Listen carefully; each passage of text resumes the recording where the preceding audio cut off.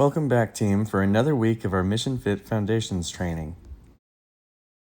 This week, we're focusing on core strengthening. We've got some new moves that we haven't covered in previous weeks. First up, we're going to be performing a high plank walkout. Start off in a high plank position, and then slowly move each hand away from its starting position. The key to this is making sure that you keep your core engaged even as your core stretches further and further due to your hand placement. The further your hands go away from their starting position, the more strain you should feel on your core muscles. That's a good thing. That's what we want on this. Try to keep it slow and steady, and try and avoid going so far that you end up falling down on your stomach. For those of you that have been tuning in each week, this move should look somewhat similar to one that we did prior, in which we used a physio ball instead of just our hands.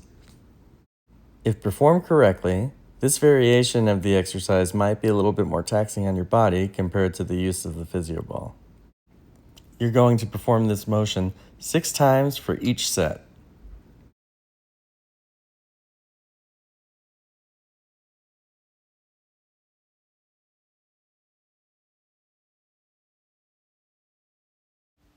Next up, we're going from a high plank to a low plank. From this position, you're going to slowly drop your hips to one side.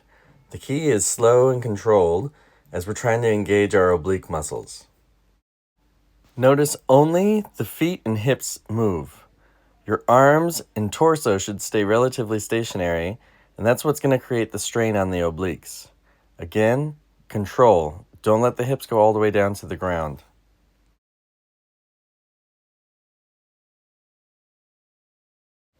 We're going to perform 6 to each side, and for today's workout, I recommend doing 6 on one side before you switch over to perform 6 on the other side.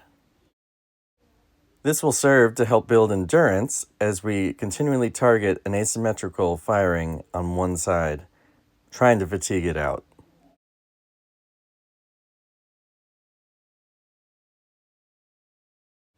Next, we're going to bring our lower back into the mix. For this, we're going to perform a prone extension while maintaining a W hold. The W hold is exactly what it sounds like. You're going to lift both arms up off the ground as you're extending your lower back.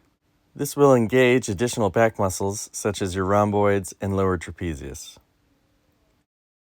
We're going to repeat this motion for 12 reps total.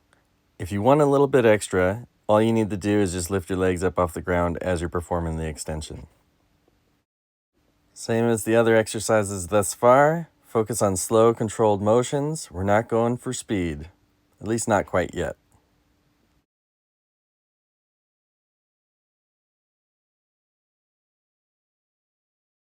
Our fourth exercise will consist of a lower abdominal reverse crunch. To maintain core activation, focus on keeping your shoulders up off the ground the entire time while trying to avoid straining your neck. From this position, you're also going to have your legs up off the ground, think about 6 inches, and then bring your knees up towards your chest simultaneously. The key here is the slow, controlled return to extension rather than how fast or slow you bring your knees up towards your chest. I recommend initially using your hands as kind of bounce points on the ground beside you. However, once you feel like you're in control, you can either lift your hands up off the ground for more strain or continue to use them for bounce. Continue with this motion until you've completed 12 reps.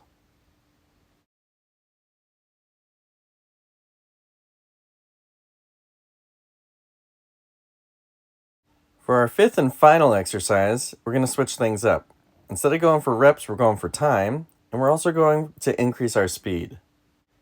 These are known simply as 100s, the idea being that you're going to wave your arms 100 times during the exercise. Once again, you're going to lift your shoulders and legs up off the ground to where you feel that strain on your core when you're just holding that position.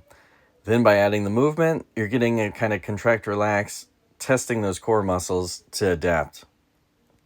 Continue performing this for 30 seconds.